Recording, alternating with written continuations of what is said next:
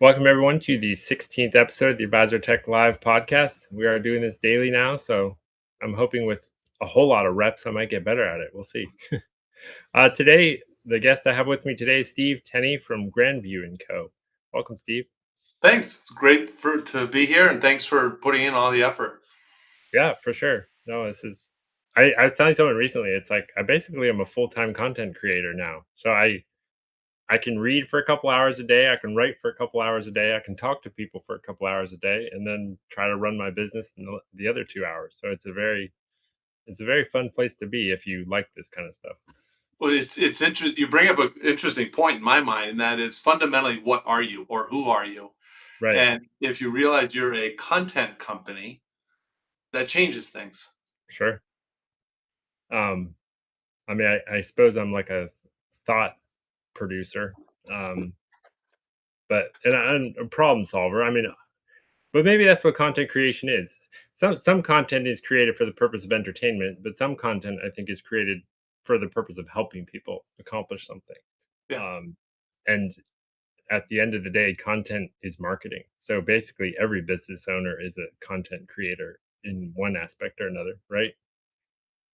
Could be. I mean, I go back to I developed a community locally called Lunch with Four Interesting People. And it's Nice. about 45 people, and we get, 4 to 5 people together at a time, sometimes in person, sometimes Zoom, sometimes even having lunch. And I remember there was one fellow who his business was, and it was a good sized business.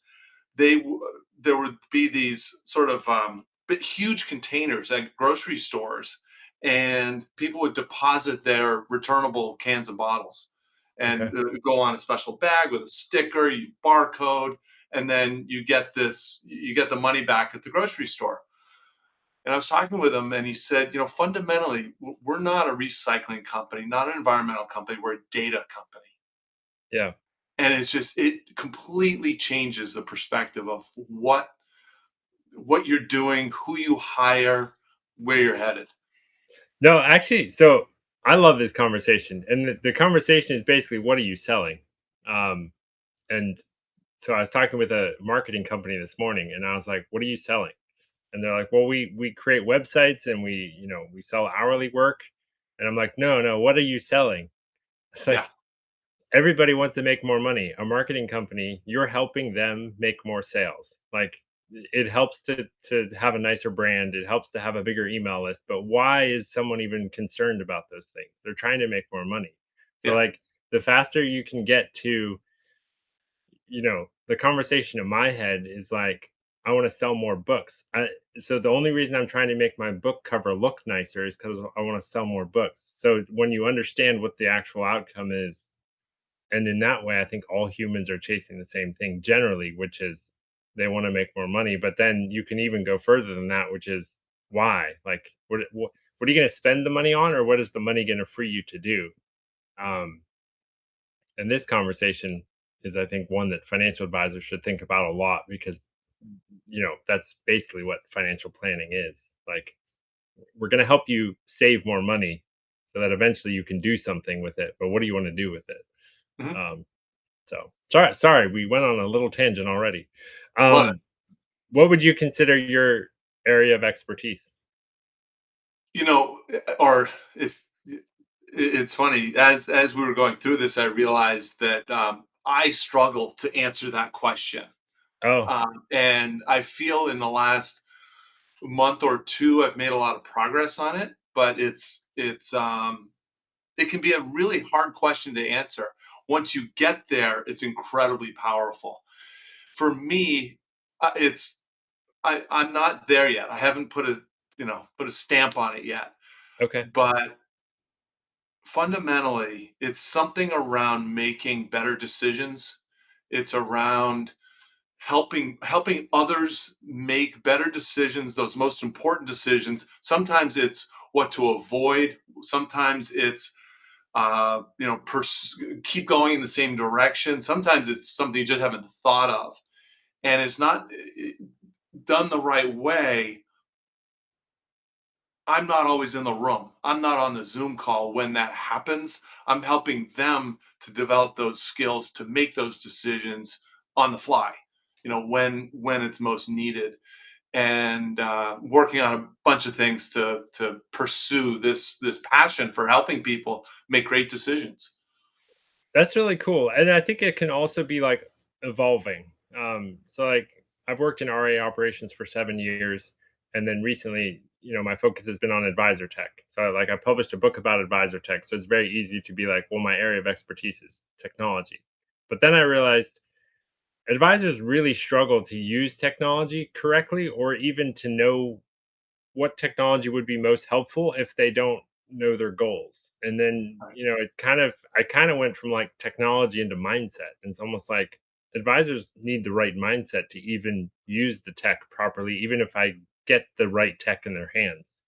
Um, Yeah. and then from there, now I feel like I'm dialed in on this organic growth problem. And it's like everybody has an organic growth problem, like every single business owner, every single financial advisor. Um, and that's a very interesting problem to solve. So for me, it's kind of like technology's been like my lead into the whole Yeah. space. But I feel like I'm going to take it a little bit further than technology into organic growth and then other problems as well. Again, back to that community lunch with four interesting people that I Yeah, developed. Um, it was owners and leaders of companies of all different industries. So if it was you know, a, it could be. I had there was a bank, a mutual bank. He wasn't the owner, but he's the CEO. So I included him, and then right down to some solo people. It was marketing, manufacturing, all different businesses, all different sizes. And fundamentally, the issues there were two primary challenges for everybody. You hit the first one, which is growth, yeah, and you touched on the second one. Started to, you said mindset. I'd say people issues. okay, Okay, so the people issues could be the people around them or around you. It could also be you yourself, yeah, and and identifying what those challenges are, what fundamentally the issues are. It's like a jigsaw puzzle without a box top. It's a lot yeah, of fun, and done. If you when you do it enough, you realize there are patterns. And I remember a conversation I had a couple months ago with a G2 second generation owner advisor at a firm, and he started describing some of the dynamics, and I was sort of letting him go. And finally, I had him pause, and I said, "Let me just describe to you a dynamic, like what I think is probably going on." And I described the perspective from G1 and G2, and when I was done, and there was probably 10 or a dozen bullet points that I described, he just paused. He said, "How did you know all that?" yeah, It's because it's so incredibly common. The older generation looks at the G1 looks at G2 and says, they're not working that hard. right, They don't have the experiences. I mean, we walked uphill to school both ways, barefoot in the snow. yeah, And they roll in at 9 and leave at 4:30 to go to a yoga class or whatever it is, and they're not listening to the podcasts or reading the journal and doing all this stuff that we did when we grew up in the yeah, business. They didn't live through, Alan Greenspan's irrational exuberance or the tech bubble or global financial crisis, which wasn't that long ago. And those things all make an impression and teach a lot. Now, conversely, G2 looks at G1 as being inflexible, not engaging in modern tools, not engaging in processes. yeah, And so there are frustrations going both ways that can be addressed through understanding and conversation. And when you do, and you lean on the strengths of both sides, both generations, it can be magical.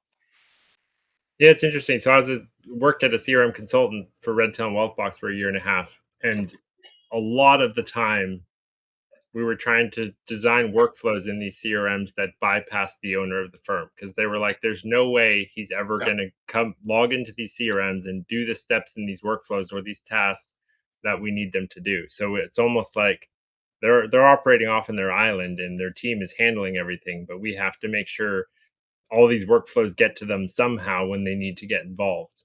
Obviously, the firms where the owner is actually completely bought into the CRM and the systems work so much better. But just in so many of these cases, like the older founder was just not even interested in touching the software. It's a challenge I saw personally Yeah, with colleagues. I see currently with you know people that are roughly my age or older, and it's a hard one because I can academically say they're wrong, they need to engage. Um, that's not the answer. It's the temptation, but it's not the answer, and so it's hard to. That's a hard one to figure out. yeah, Um, to figure out that workaround because if you're running an efficient business, you don't want workarounds. right. Yeah, for sure. Um, John Swiston, who I talk to a lot on LinkedIn and basically LinkedIn DMs and LinkedIn comments. He's like, people don't like when you tell them that they're wrong, and I was like, I love telling people that they're wrong. He's like, you've got to find a better way to communicate because you're breaking down communication when you tell someone they're wrong. So it is interesting that becomes the challenge. I mean, communication with someone that might not agree with you about something. And I think that what you said, maybe explaining both people's perspectives, both directions, so that they both understand how the other person is thinking. Now it sounds like we're getting into like marriage issues, but um, Well, understanding it, it, understanding it, how it can certain be that people think. intense. Yeah. It absolutely can be that intense. Do you have examples of maybe not specific examples, but like situations where there was a decision that needed to be made and you were able to provide insights into going one way or another?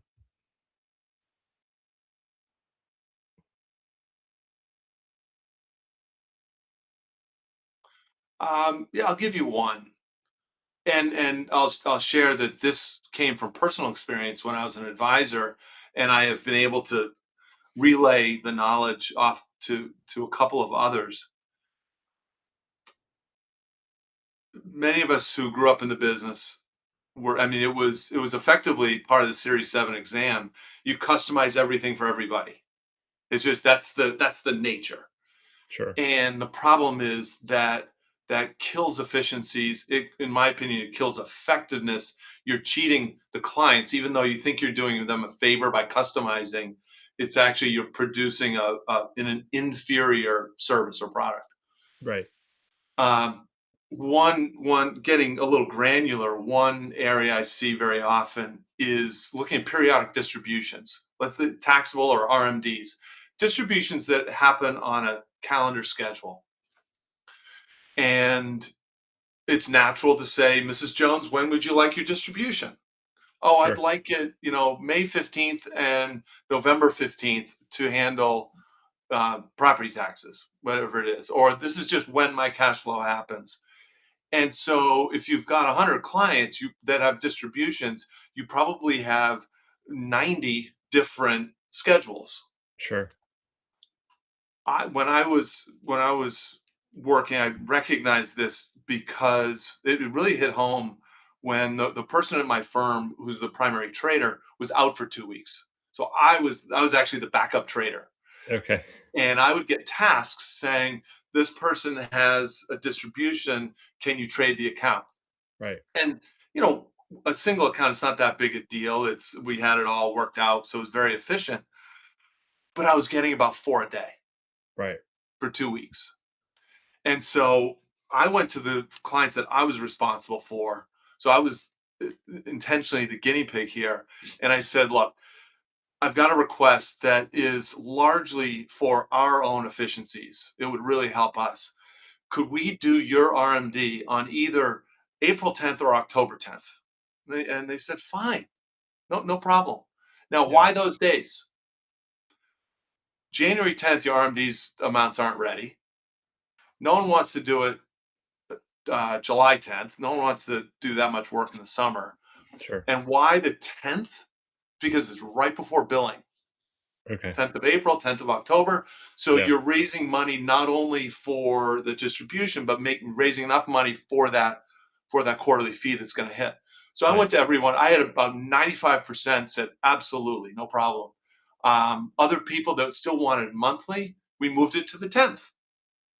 So there's it was very easy to shift these, made a huge difference with efficiencies, because it not only helps the advisor because you've got a focused time to do it.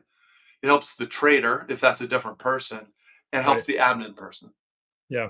All three people No, have a single day, 2 days a year, and so that is something that I've been able to work with a bunch of clients on. Even small things like that immediately free up capacity because everybody has capacity issues. right.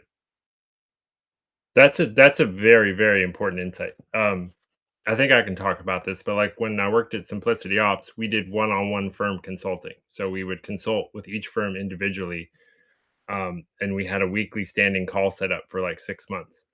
And then we're like, we're literally saying the same things in these meetings to different firms over and over and over. Like, is there a way to standardize this and save a ton of time?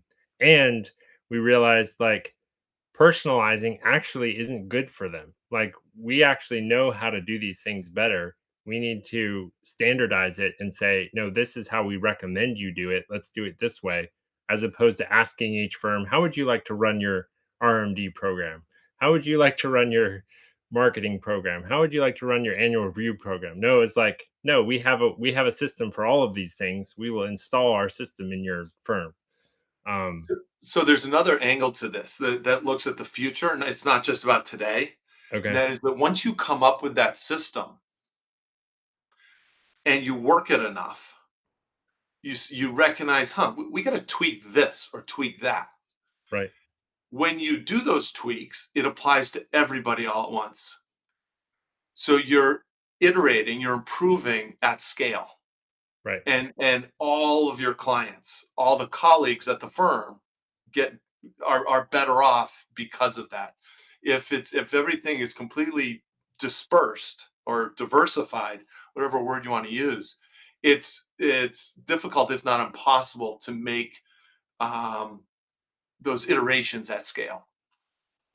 Yeah, so practically, like if an employee is full time at one company, they only see one way of doing things. But I worked as a virtual assistant for like six or seven different RAs at the same time. So I literally got experience with like six different tech stacks, six different processes, six different, and honestly, like that was the pivotal point when I went from working in RAA operations to working in RAA consulting because I had knowledge across so Right. many different tech pieces of technology and even systems. Um, and that's why I think fractional C-suite positions can charge more than a full-time C-suite position because if you're in the C-suite at like six different companies, you actually have a whole lot more insight into how things could be done better than if you're working full-time at one Yeah. company. It's also why I'm a huge fan of productizing knowledge or um, just school communities in general. Like I was helping a firm onboard to a technology this morning, and they sent me to their help page, and I was like, dude, this needs to be in a school community, like because if you send me to this information in a community, now I can see all the people that have run into the same issue, like at other firms, and like it's so much more fun to like read comments from fellow firm owners than it is to like go read a help document, which is super boring and annoying to read Right. as it would be in a community. Right. So hence why I'm a massive community. I can't think of the word right now, but Advocate. advocate. There you go. Um, So what are you working on, or what is Grandview&Co working on currently? So most of my work is working with owners of RIAs. Oftentimes, it involves the leadership team, especially in a quarterly meeting. There are three very broad topics, three interrelated topics that I work with people on. One is succession planning, margin expansion, and then sustainable growth. And Okay. all three of those, a lot of things go into those three categories, and Yeah. those three all relate to each other. You know, I admire others in the consulting space that focus in on a single effort, whether it's marketing or a certain communication style, whatever it is. Um, I struggled with that when I built Grandview because I had 31 years in the seat of at 26 years at Payne Weber UBS and then 5 years as CEO of a $650 million RIA. And if I experienced something, had knowledge about something, I want to share it. I'm not gonna keep that hidden. Right. Um, so those are the three big topics: succession planning, margin expansion, and sustainable growth.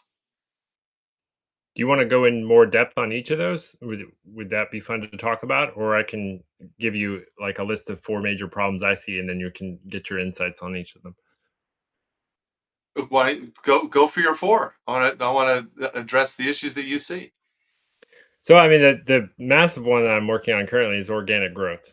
Um, Josh Brown came out with that study that said, well, not it wasn't his study. It was in collaboration with a few other parties, but it was 90% of RAs are shrinking, um, which is a bold statement. So I'm wondering, since you've worked in the space for so long, why do you think RAs are shrinking? And then, maybe the RAs that are actually growing, what are they doing differently?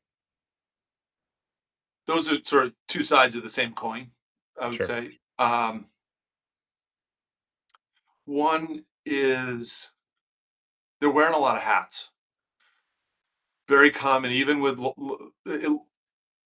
size makes a difference here. The larger a firm is, the more specialized folks can be. But even at $2 billion of AUM, uh, that CEO is probably wearing a lot of hats. They're probably a portfolio manager leading the firm, involved in business development, and they've got 50 clients.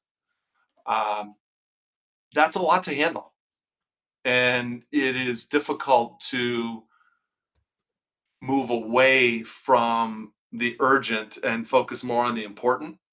Yeah. I'm a big fan of the Eisenhower matrix, and this applies to succession planning too. It's incredibly important, but people just don't spend the time on it that they really need to. And a lot of business development can be uncomfortable. It's hard to put yourself at risk. It's hard to be told no. And so you just these folks are busy with what they do. They're generally good at it. They don't want to pivot and have a meaningful, sustained effort around business development. It's Yeah. it. I I understand it. So that's one. Um, they often don't have the systems to facilitate that growth. I talk about margin expansion is sort of code for systems of all sorts. Okay. And if you don't have a good onboarding system, it may not be a great onboarding experience. If you don't have a great system for annual reviews or periodic reviews, again, may not be a great experience for the client.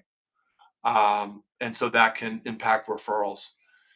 If on the investment management side, if you don't have investment models, and I'm shocked at how few people or how many people don't have scalable investment models. Yeah. It kind of blows my mind, frankly. Again, that reduces capacity. It challenges the client experience, client results, and that in turn impacts sustainable growth. Yeah. Um, is the team, is everyone on board with growth? Right. Do people say they want to grow? Everybody says they want to grow. Everyone I talk to, they want to double or triple their AUM. But do they really? Do they really want to do what it takes to engage in changing behaviors, um, which is hard for everybody, and making those decisions about, okay, what do we do? There's also a micro issue here, and you started to touch on it with community, um, and it's deeply understanding a group of people, whoever your target market is. It could be RV owners, it could be podiatrists, whoever it is. Right. Um, Many advisors go to that population and say, look at what we can do, instead of asking them what the real issues are, what other professionals are involved, attorneys, accountants, bankers, therapists, whoever it is, and understanding that whole ecosystem that works around that target market. Um, Once you do that, and it's easy to demonstrate that deep knowledge. And when you can do that, not only knowledge, but understanding at a very fundamental level, deep level, um, that ends up being very attractive, very referable for these folks. So I Uh, was looking up a word that I just heard that's related to this. It's called Lollapalooza. Have you heard of Lollapalooza? for the word, can't define it. It's apparently it's a Charlie Munger thing. Um, I'll have to get better at explaining what it is, but it has to do with deeply understanding a group of people, and understanding what they're trying to accomplish, what they need to get to their goals. It's something like that. I need to get better at articulating it, but um, There's uh, also a basic marketing or messaging issue. You know this, Joe. You look at 100 websites, probably 94 of them are going to say fundamentally the same thing. We are fiduciaries. We're fee only. We look out for our clients' best interests. We've got all these resources. Planning first. I'd love to actually see a quantifiable study done at how generic all these websites are, and therefore how all the messaging is, the verbal messaging that people are sharing. They're going to the Chamber of Commerce meeting, but they're saying the same darn thing that everyone else is. yeah, And you've got to distinguish yourself. yeah. No, this is a huge problem. I actually think you might actually run into this with succession planning. There's offers that are just not that exciting, or like it's pain, but it's pain that's so far off that it's kind of like retirement planning. Like everybody knows they should be saving for retirement. Depending on how old you are, like retirement is very far away. So to start setting money aside so that maybe someday you can like enjoy life, I actually think that's a terrible offer. Like I don't know if you've read any of Alex Hormozy's books around what a good offer is, but in the denominator is time delay. So like Mhm. how quickly you can get someone to their desired outcome divided by how long it takes, or I mean basically time is a denominator. So if you say 30 years from now you can walk along the beach with your spouse and look really happy while you're doing it, that's a terrible offer. Like i think I honestly think like the entire offer of the industry needs rewritten around like life planning, like living an epic life, um as opposed to 40 years from now you can retire and maybe then you can do what you want. Yeah, I'd have to think about your argument a bit. I do agree that there are different time horizons Yeah, that we need to pay attention to. And, the most wealth in this country is with people that are already retired or they're within 5 or 10 years of retiring, certainly. sure. So it's not a huge time horizon Right. to be messaging. Um, I'm not saying the younger generations aren't worth working with. I'm just saying that's the wealth is with the people that are 50 to 80, 50 to 90 years old. Right. No, for sure. I mean, I'm thinking about retirement from a 36-year-old's brain, and it's like, I'm really excited about what I'm working on now. I don't even want to think about what I'm doing when I'm 65. Um, but I totally understand. And then I think from then it's understanding, maybe someone closing in on retirement that has been saving for 20, 30 years, or someone that already is retired, but they're not very happy with how they're spending their retirement, or they got depressed after they stopped working. Like, there's interesting problems to solve at every life stage. But I think the standard, like, 50-page financial plan you can get out of a planning tool is not what anybody wants, It's except also for completely unrealistic. right. It's most of it's straight line planning with a fixed total return. Yeah, they use a Monte Carlo analysis, which is a horrible message that, Yeah. we're taking your portfolio to Las Vegas. Um, so they use a fixed 5%, 6%, whatever it is, with a certain amount of inflation. And life is not a straight line, but they're using straight lines for planning. What do you like if you put yourself in the seat of a client, just like a standard client that's coming to a financial advisor? What do you think a client actually wants from a financial advisor?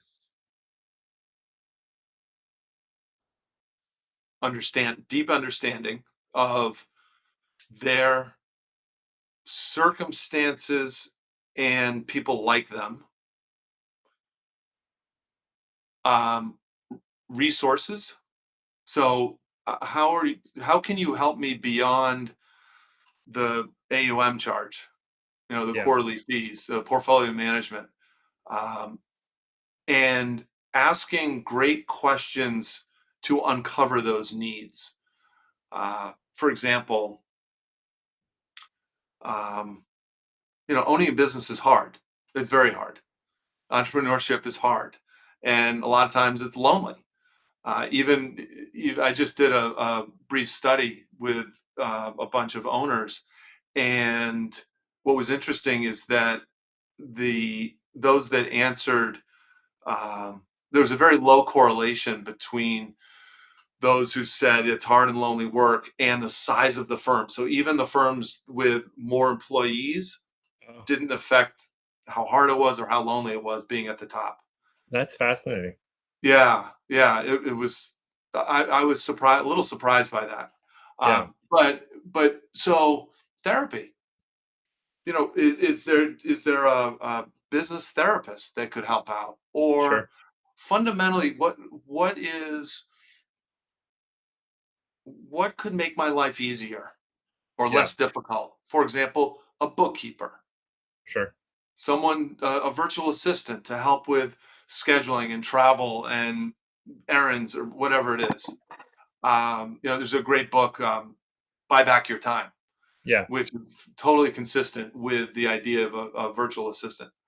Um, and it's understanding those resources really well. So for example, if I need a tech consultant, I could connect someone with you, and I know that you're going to do a great job for 'em.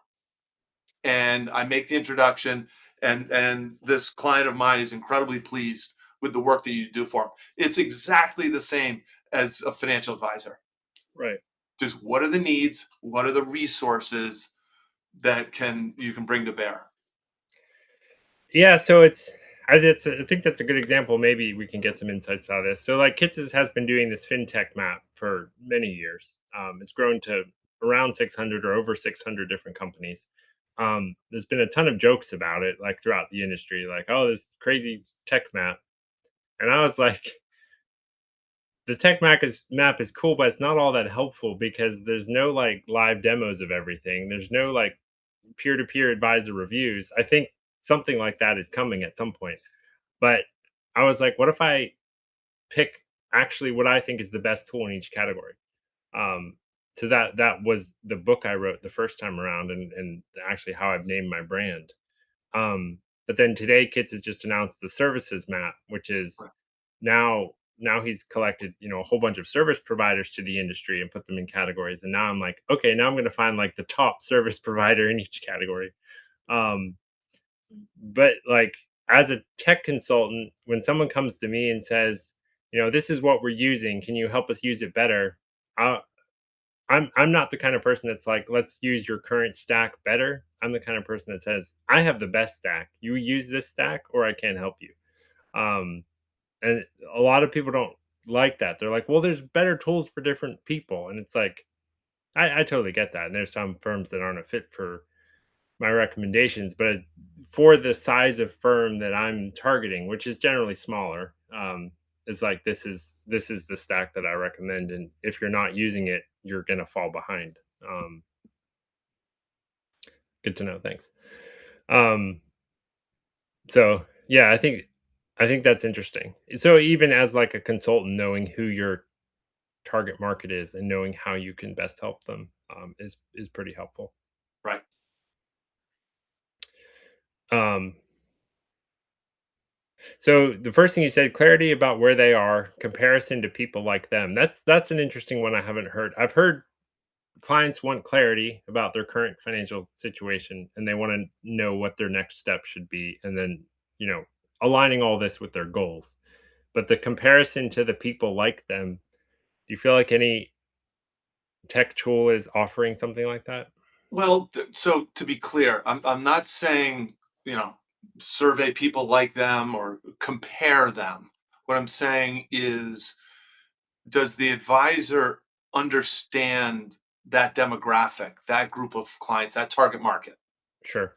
Okay, so um, if I've got one company over here that needs, the people I'm working with now, one of the big needs is hiring junior or advisor or associate advisors to help out with their different strategies. It could be helping out with the bottom end of a book, or perhaps doing a lot, partnering with the senior advisor and doing a lot of the background work. There are different approaches to that. I have opinions, but people approach it different ways. And so, okay, who do I have in my stable of resources that can help hire that junior or associate advisor? And I've got a couple, which is great. And so I make that introduction. They get together and they do a search and hire someone. Um, and that is a need that I see coming up again and again with my clients today. It's Yeah. the same idea with clients if they're working with a certain kind of business owner or business owners in general. They have many of the same needs, and so you can make that targeted introduction. But Yeah. first, you have to understand generically the needs that exist. Yeah, so I think if you narrow down your niche super dialed, and I usually use wild examples like engineers that live in New York City that um you know like riding bicycles underwater. I mean, it's just something completely ridiculous, but you find 100 people that all have those same similarities. Now you've become the top expert in the world at people like them, and you can literally apply, just like we were talking about systems. Like if you apply a system to all these people and then with one of them you find there's a tweak that makes it slightly better, now you can take that knowledge and apply it back down the line for your 100 other households that are super similar. um and that's why you can charge, that's why when you really niche down hard, you can charge so much more because your value is so much more. What so the survey you did recently you mentioned, Yeah. what else are some other insights you've got from that? So first of all, I what I did was I surveyed. I sent out about 115 emails and got, I think, 57 responses, which I thought was pretty good. Okay. And it was almost perfectly evenly split between RIA owners and what I call partners, people like the two of us, Right. service providers to the RIA industry. Um, and what I found is that there is people are fundamentally very curious about ways to that they can impact the issues, what's most important to them. 97% of people said they strongly agree or agree that they want to learn about those important issues. 86% want more peer engagement. 90% want a safe space to float new ideas. Hmm. Okay. A lot of entrepreneurs like me, like you, we're a little bit crazy. We get about 12 ideas a day that are going to impact our business. They Yeah. shouldn't all come to light. But when you go far enough down a certain path, wouldn't it be great if you had a group of trusted peers, fellow owners that would help vet those ideas? They could poke holes, they could be supportive in a very safe manner. 86% agree that they value thinking and ideas from peers more than others. Yeah. The survey thing is super interesting for me. I think I'm almost inclined to run a survey myself on something now just to try to get insights on things. I'm email with Bob Veris a bit, and he's like, just use your audience like a thought partnership. Like if you have a question, ask your audience, then take the insights they send back to you and curate them, and then like share that knowledge with the world. And Yeah. I need to do that more with. I do it a bit on LinkedIn, just like posing a question or a problem, and then asking people for feedback. So what's the other side of this is, so there's a big need. Um, People don't have a regular venue to go to that's Yeah, reliable. right. They go to conferences. They might go to, if they're part of a platform, they might go to some kind of meeting there. Those tend to be agendas that are set by sponsors, set by the parent, whatever it is. Not They're not agendas set by the participants. Um, and so I see a big need and lack of a venue. So that's something that I'm going to be pursuing in the coming months. Yeah, no, I did a post and I said something like this is an online future proof, like an all year round future proof. And that really resonated with some people. They're like, that would be awesome. Um it's those meetings that they set up are so helpful. And so in a way, like any kind of community where there's conversations going on all the time, people can get advice. Um I think that's a great idea. Right. What anything you learned from like running the survey, like who you already said like 50-50 kind of service providers versus RAAs. Any other insights about like the type of people that responded or what their advice was or what their feedback was? Um, I did have some open text boxes for people to type in. I have not studied all those answers that much. I will say that in terms of primary challenges, 60% said that a primary challenge is the owner dependency. Okay, Uh, but that does not depend on how big the firm is. interesting. Um, and then the second one was 40% of people said that operations are holding back growth. Okay, And then beyond that, there's a wide distribution of challenges yeah. that people are facing. Um, No, and those are, I mean, of the 10 or so advisors I've worked for, that's the same problems I've run into over and over and over. Processes are being overly complicated for no good reason, and um the owner's not willing to delegate things they probably should. But those are both more like mindset shifts as opposed to um, easy fixes. Mindsets are hard to change. yeah, and it's there's a in the work that I do, I work with people on the difference between delegating and empowering. Yeah, So delegating is, I don't want to do this, I'll have someone else do it. Empowering is, first of all, it starts with you. What are you great at? What do you love to do? You probably do five things, and I encourage you to pick two. Okay, right. and really focus on those, and have someone else do the other tasks or take the other responsibilities. The one challenge that you end up with is that if you're my client, you're good at all five. Okay. And you're probably the best person at the firm to do all five. Doesn't mean you should be doing them. but Right. you're reluctant to give up those responsibilities because they won't be done as well. Sure. That's true today. But eventually, if you truly empower people, you'll find that they get even better at it, and they love doing it. Yeah. Okay, and you don't really love doing it. So, and empowering goes a step further, and that is once someone really owns an area of responsibility, they will start to identify challenges as they come up. And at first, they'll come to you, the owner, and say, "Hey, Joe, I've got this challenge. What do I do?" Then later on, it's even better when they say, "Hey, I've got this challenge and I'm thinking that this might be the solution. What do you think?" Right. The last step is you never even know about it. They find a challenge, they fix it, they find the solution, and you have no idea it happens. Yeah. And that is a cultural mindset shift that is slow. It needs to be very deliberate and reinforced constantly at a firm for that to truly take hold. But if firms really want to leverage or scale, that is probably the best thing that has to happen. The- Yeah. As I guess as maybe our final question, are there any of these communities of either business owners or even specifically financial advisors or RIA owners that you've participated in? Um, and maybe what's been the most powerful unlock or mindset shift for you? Well, yes and no.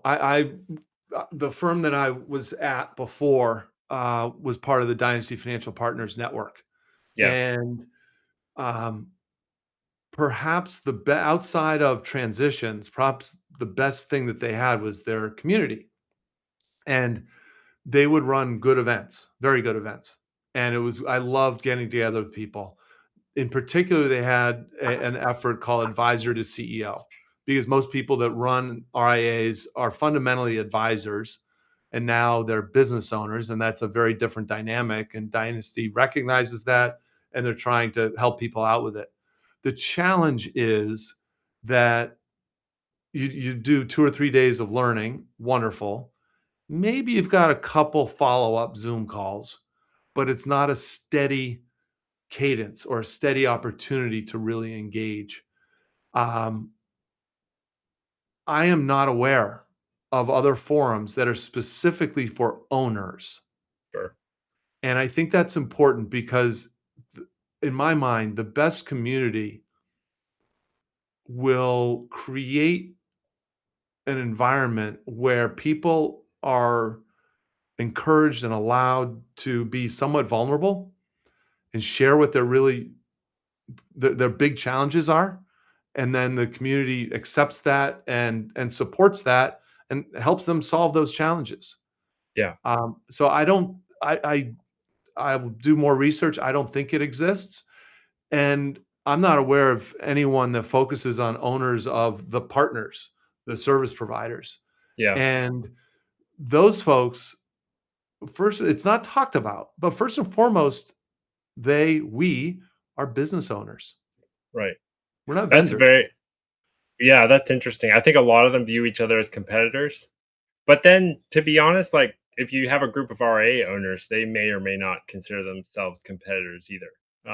So that's Yeah, I can easily see in a community where the partners would be perceived as being more competitors than RIAs. right, RIAs, it's like it's silly. There's no meaning. You're not going to run into meaningful competition with the right. partners. If you've got four recruiters going after the same population, yeah, they're competitors. Yeah, My thinking is zeroing in on those people that have an abundance mindset, that are willing to share ideas even if it's with their competition. right. Yeah. No, that's And great. really that's probably the one area. I think others, whether it's legal or compliance or operations, there's plenty of work to go around. Yeah. So that's I'll end with this thought. So the core of the school platform is a community called Schoolers, which is 188,000 school community owners. I'm not sure that Circle or Mighty Networks or any of the others have that feature, but that alone is like so valuable because you're literally in a community with 188,000 people. That's huge, that are all trying to do exactly what you're trying to do, which is build a recurring revenue business on the platform. And that, I mean, I love going in there, and people share success stories and they have icons so you can identify like how much money each person's making. It's just, I think that, I think you're definitely onto something there. Um, Finding a community of like-minded people. Yeah. Cool. If someone's interested in following your work or reaching out, what's the best way to get in touch with you? The website is grandview&co.com. Email steve@grandview&co.com. Texting, cell phone is 207-329-1806. Okay. I don't have carrier pigeons. However, I think that ought to do it. Yeah, I'll share those in when I post the recording as well. Great. Okay. Appreciate you coming on today. It's been fun. No, I appreciate the effort, Joe. Have a great day. Yeah. All right. Talk to you later. See ya. Bye.